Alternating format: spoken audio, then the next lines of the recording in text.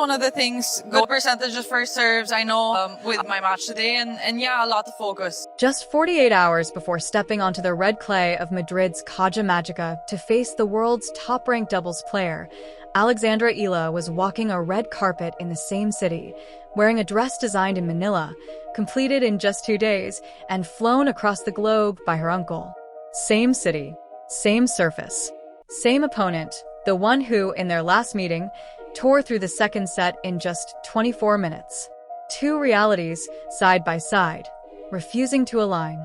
A 20-year-old who had just posted her glorious red carpet moment, captioned, "Endlessly thankful to be part of such a special night," racking up 48,000 likes in under 48 hours, now preparing to face the very player who once handed her a ruthless 6-0 set on court. It's getting better every year. I'm a better player this year now. What happens when the red carpet collides with the red clay? That's the real story here. The dress Alexandra Eala wore to the 2026 Laureus World Sports Awards at Madrid's Palacio de Cibeles wasn't just fashion. It was a Filipiniana, a traditional piece from the Philippines. Designed by her uncle, Raju Laurel, it was envisioned, completed, and delivered across the world in just 48 hours. She stepped into a room filled with icons: Novak Djokovic, Aryna Sabalenka, Simone Biles, Eileen Gu, Nadia Comaneci. "I felt like a princess," she would later say. And when Comaneci delivered her Lifetime Achievement speech, Eala admitted, "I was so touched." Then, less than 20 hours later, the scene shifted completely. From elegance to intensity, from cameras to competition, Eala was back, this time on the clay courts of the Caja Magica, defeating qualifier Anastasia Pavlyuchenkova 6-3, 6-3, even addressing the Madrid crowd in Spanish with confidence. That transition isn't coincidence. It's a statement. It captures exactly who Alexandra Eala is becoming, a player who can move seamlessly between worlds, carrying both grace and grit without losing either. And it all leads to what comes next on April 24th. To understand what Eala is truly walking into, you have to look beyond the spotlight and into the battle waiting on the clay. To understand what Alexandra Eala is walking into, you have to understand who Elise Mertens is right now, because the gap between world number 44 and number 21 barely scratches the surface. Mertens isn't just a higher-ranked opponent. She's a specialist operating at a dangerous peak. In January 2026, she captured the Australian Open doubles title alongside Zheng Sai, further cementing her place as the current world number 1 in doubles. 6 Grand Slam doubles titles. A career-high singles ranking of number 12. She arrived in Madrid as the 19th seed, armed with a 12-7 singles record this season, and a clay court resume that reads 69 wins to 41 losses, a 62.7% success rate built on precision, relentless returns, and the ability to punish even the slightest hesitation on serve. This isn't a player fading away. This is a player sharpened by experience, thriving in a very specific rhythm that makes her especially dangerous on clay. And the history between her and Eala? It's far from neutral. On October 17, 2023, at the Jasmine Open in Monastir, that story began. One that now adds an extra layer of tension to everything about to unfold in Madrid. At the Jasmine Open on October 17, 2023, Elise Mertens defeated Alexandra Eala 7-5, 6-0, a scoreline that tells a story, but not the whole story. Eala managed to win just 9 of 32 points behind her second serve, and the second set disappeared in roughly 24 minutes. At the time, she was ranked around number 200, and for stretches the gap showed. But that match wasn't entirely one-sided, at least not at the start. It's also worth noting that Mertens herself hasn't been untouchable.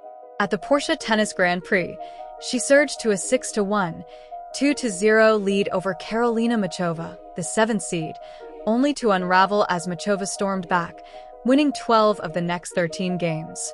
That match exposed something important. When momentum shifts, Mertens can wobble. At the same time, it also revealed the danger, because for that opening stretch, she completely overpowered a top-tier opponent.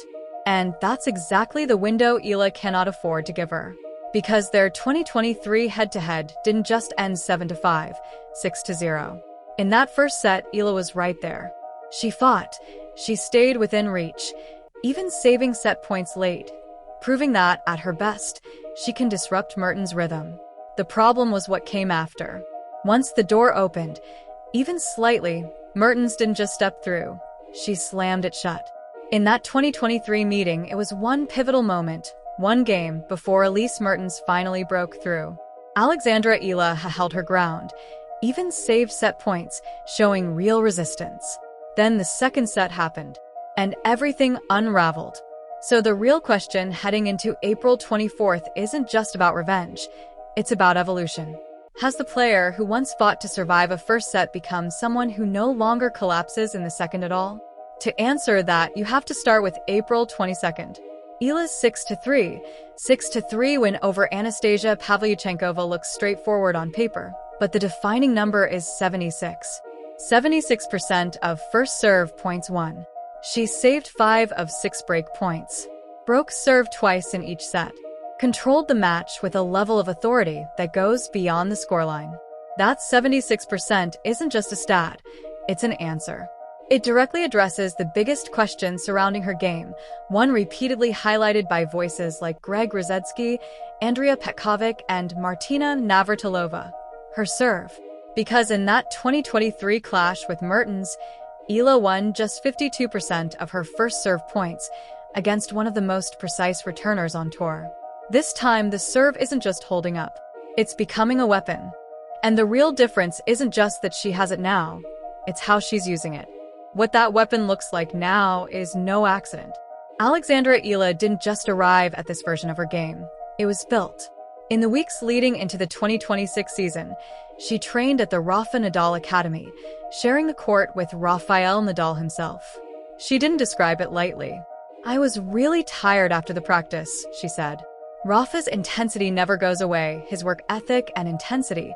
That's what everyone looks up to. And when the conversation turned to clay, the very surface she's now trying to master, her mindset was just as clear. Anything I can take from Rafa, I'll take with pride. That matters now. Because Madrid isn't just another stop. It's clay, it's pressure, it's a test of everything she's been building. And she's not walking onto that court empty-handed. She's carrying that session, that intensity, that standard with her. Now shift the scene. April 21st. Palacio de Cibeles, Madrid. The room is filled with greatness. Novak Djokovic, Aryna Sabalenka, Simone Biles, and Nadia Comaneci, the woman who redefined perfection with a first-ever perfect 10. And in the middle of it all stands a 20-year-old, wearing a dress designed in Manila, imagined and delivered in just 48 hours by her uncle. Standing shoulder to shoulder with legends, not as a fan, but as part of the same moment. That's not just a glamorous detour from competition. It's perspective. Because when you've already stood in a room like that, stepping onto a tennis court the next day starts to feel a little different. She stands in that room with Nadia Comaneci, the symbol of perfection in gymnastics, and she doesn't look out of place. She's not just present, she belongs. Alexandra Eala is photographed, quoted, invited. And that matters, because the Laureus World Sports Awards doesn't hand out invitations lightly. You don't enter that room unless you've earned your place in it. That same night, her Instagram post, one photo in a Filipiniana, one quiet caption, pulled in 48,000 likes and nearly 600 comments in under 48 hours. Back home, the reaction was just as immediate. GMA News followed the story of the dress. ABS-CBN shared the moment she celebrated with the Madrid crowd after her win over Anastasia Pavlyuchenkova. Within a day, 6 major Philippine outlets had published dedicated coverage. Even the Tennis Channel social team paused to ask a rare question. When was the last time a women's player carried this kind of support wherever she went? But for those who followed Eala long before the spotlight widened, this isn't new. It's just louder now. They remember the grind, the setbacks, the so-called Ova curse.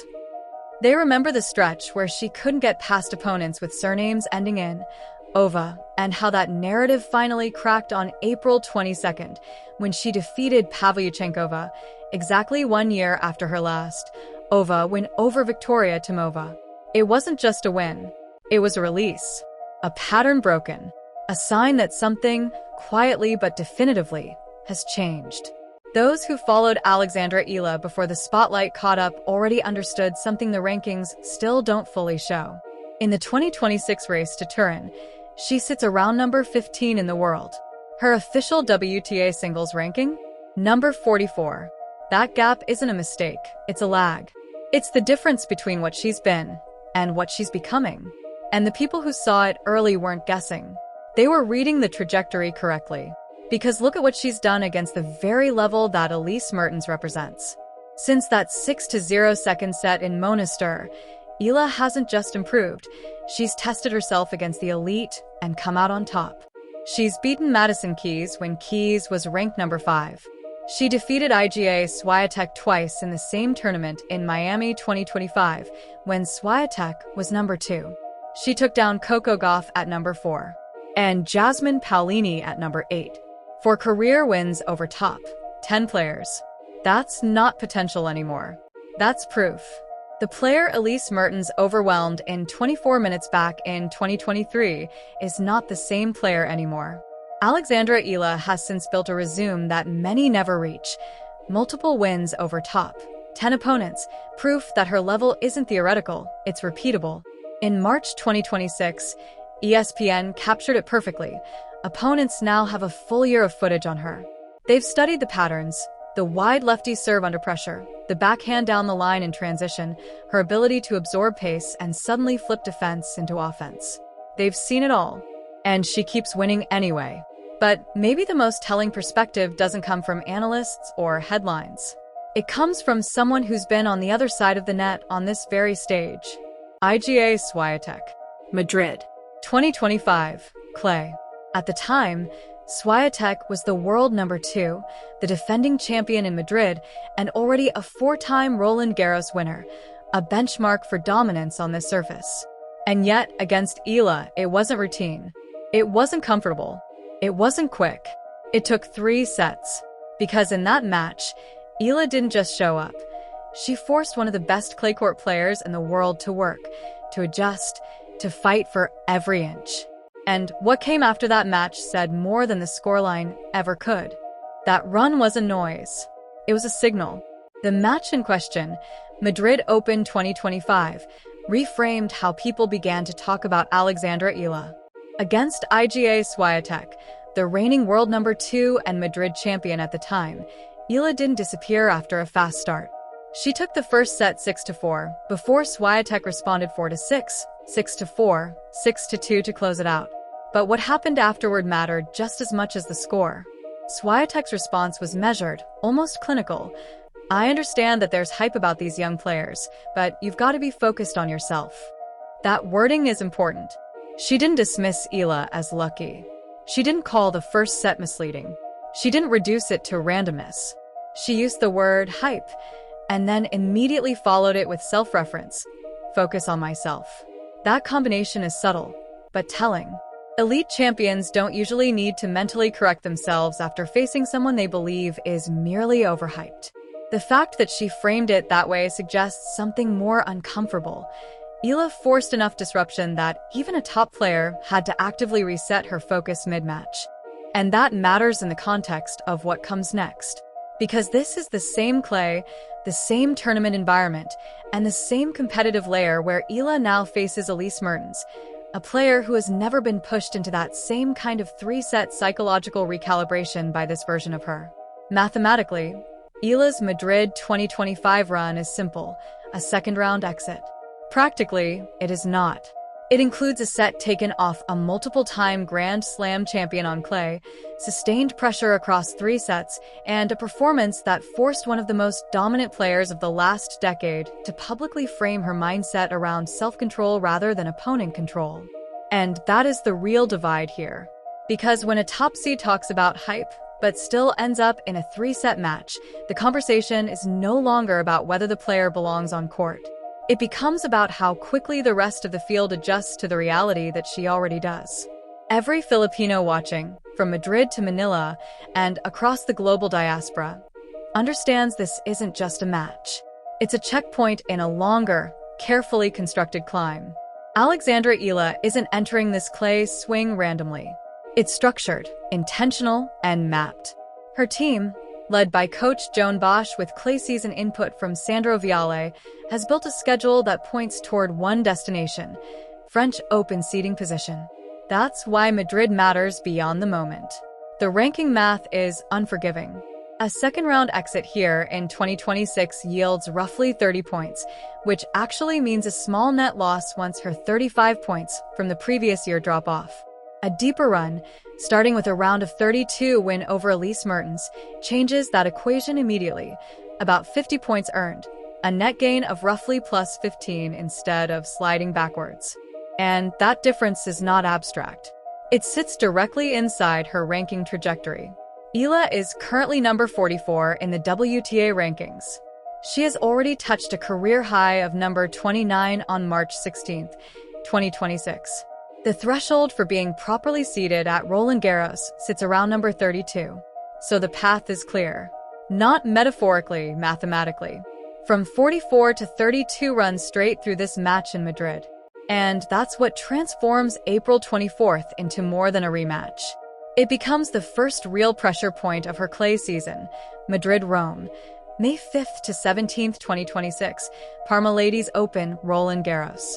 A connected progression, not isolated stops. Beat Mertens, and the campaign opens with momentum, ranking stability, and control over her own seeding narrative. Lose, and she arrives in Rome already chasing the numbers instead of dictating them. This is why the red carpet in Madrid and the red clay at the Caja Magica are not separate worlds. They are part of the same story arc, one measured in appearances, the other in points. And on April 24th, those two worlds collide on a single court. What ties the red carpet to the red clay is not symbolism, it's structure. Both are declarations of presence in spaces where presence has to be earned repeatedly. When fans watch Alexandra Eala speaking Spanish to the Madrid crowd after beating Anastasia Pavlyuchenkova, they're not just seeing a post-match moment. They're watching a player trying to lock down something far more important than a single win, a stable foothold on clay, the surface that will define her entire 2026 arc. Because everything is converging at once. Her commercial rise, her cultural visibility, and her French Open seeding race are all collapsing into the same timeline. That's why the Filipiniana dress in Madrid matters in the same breath as break points in the third set. It's all part of a single narrative of belonging. And it would be dishonest to ignore the tension inside it. Eala's 2026 clay record sits at 2-2. Solid, but not settled. And one of those losses raised real questions. On April 14th, in Porsche Tennis Grand Prix, she faced Leylah Fernandez and immediately fell into a 0-5 first-set hole. She finished with just 42% of total points won in that match, an outing that reminded everyone that her growth curve is still uneven, still under construction. That is the contradiction inside her season. On one side, wins over top players, rising confidence, improved serve numbers, and increasing control in big moments. On the other, matches where she still drifts, still gets overwhelmed, still has to rebuild from early damage. Which is why April 24th against Elise Mertens is not just another matchup. It is a stress test of whether the upward trend is stabilizing or still fluctuating between breakthrough and setback. And in a season where every point connects directly to ranking, seeding, and opportunity, that distinction matters more than anything else. Across the match, the scoreline, 1-6, 4-6, doesn't fully capture how one-sided it felt. The second set tightened on paper, but the underlying control remained elsewhere. It was also a very specific test, Alexandra Eala's first real clay court encounter with a fellow left-hander. On a surface that already demands heavy adjustment, the mirrored angles and spin patterns exposed parts of her game that are still being refined. And 8 days is not a long window to fully rebuild from that kind of tactical disruption. So when she arrived in Madrid and beat Anastasia Pavlyuchenkova 6-3, 6-3 in the first round of the Madrid Open, there was genuine progress in the numbers. Stronger serve percentages, cleaner breakpoint conversion, better control in baseline exchanges. But context matters. Pavlyuchenkova is not Elise Mertens. Mertens brings a very different problem set, especially with a return game engineered to punish exactly the kind of second-serve fragility Eala showed in their 2023 meeting, where she won just 9 of 32 points behind her second serve. That kind of pressure doesn't wait for adaptation. It forces it immediately. And there's another layer. Eala has not yet beaten a top 25 player on clay in 2026. Mertens, ranked number 21, would represent that next threshold. After the Pavlyuchenkova win, Eala herself acknowledged the reality without embellishment. "I've had some struggles on clay before." It was a simple statement, but an honest one, and exactly the kind of framing her coaching team prefers, because it leaves no room for illusion. Only work. Only adjustment. And that is where April 24th becomes decisive. Because this isn't about whether she has improved.